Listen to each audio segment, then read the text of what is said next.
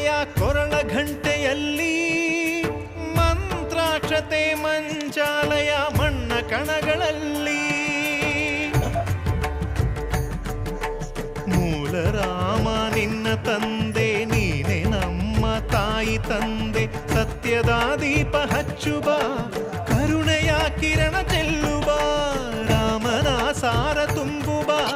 ಹನುಮನ ಶಕ್ತಿ ನೀಡುವ ಬೃಂದಾವನದಿ ನೆಲೆಸಿದ ಪೂಜನೆ ನಿನಗೆ